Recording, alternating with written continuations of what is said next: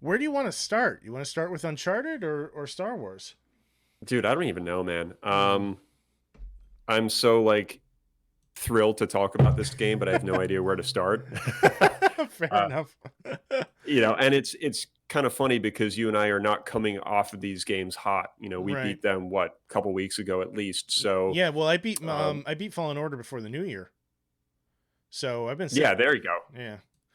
This has been Yeah, waiting. so it's even longer. It's even longer, yeah. Yeah.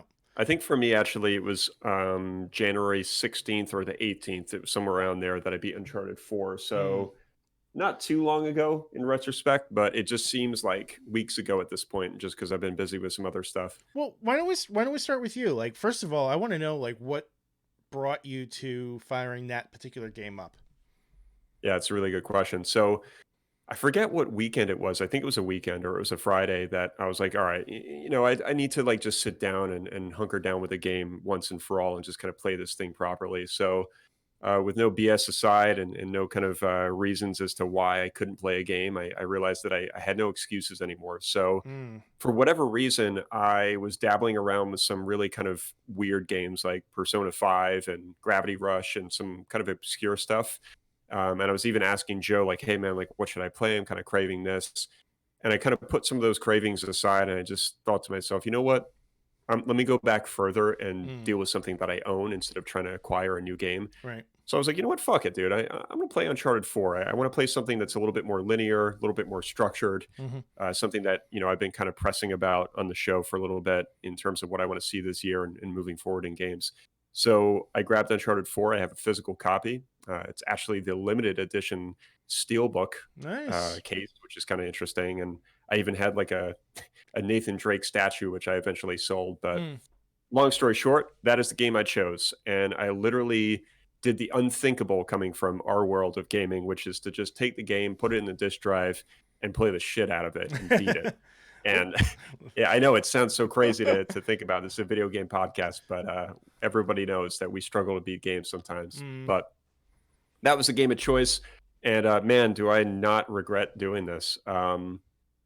What an amazing gaming experience. I don't think I've ever had such a grandeur gaming experience ever before. And I know that's a really bold statement, but when I thought about it more, I don't know if it's my favorite game of all time because Mm. coming off of the high of beating it, I was like, man, this is the best game Mm. ever. I remember using And those I words, think, yeah.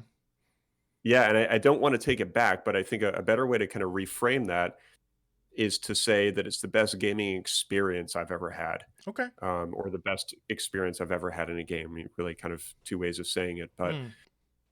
the reason why I say that is just because typically this kind of game is not really what I would hold to a high regard in terms of like these are the kind of games I play, like action adventure Mhm. with like kind of this cheeky protagonist.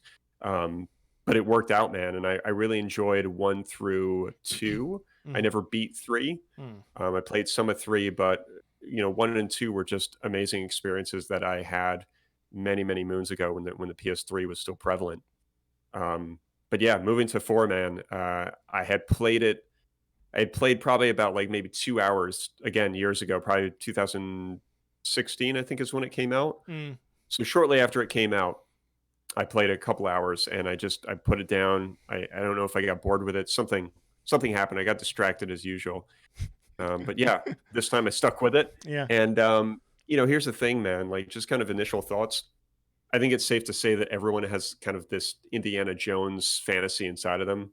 How could you not? Mm. How could you not want to be an explorer at some point in your life, or um, experience traveling the world for some sort of ancient treasure? Yeah. It's almost impossible to resist the urge to want to do that, or to even be mildly interested in that sort of concept. Mhm. So even though Indiana Jones is kind of an older movie series, it's still something that we always remember. And I think whether you're a man or a woman, there's always an adventurer inside of you. And I think that's what makes these games really special. And Yeah. certainly with 4.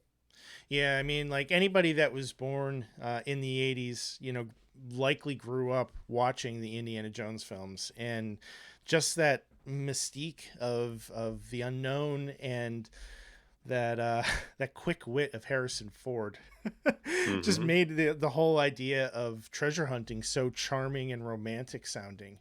And Yes, you know, and man, I wanted to be him. yeah, well, hey, I mean, you said it best. That's pretty much Nathan Drake in a nutshell. It's Right. like they kind of sort of I wouldn't say copied that idea, but they certainly probably used it as like a way to kind of influence the character of Nathan Mm. and to kind of, bounce ideas between the movie series and what they were trying to create.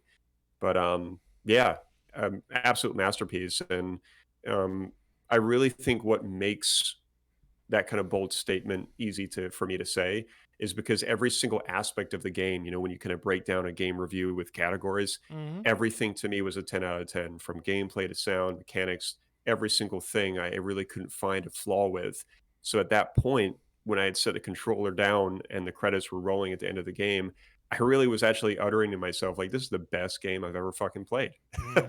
It's just that simple. And I Yeah. remember Lauren came over and she's like, "Are you talking to yourself?" And I'm like, "Maybe, maybe not. Maybe fuck yourself." I didn't tell her that.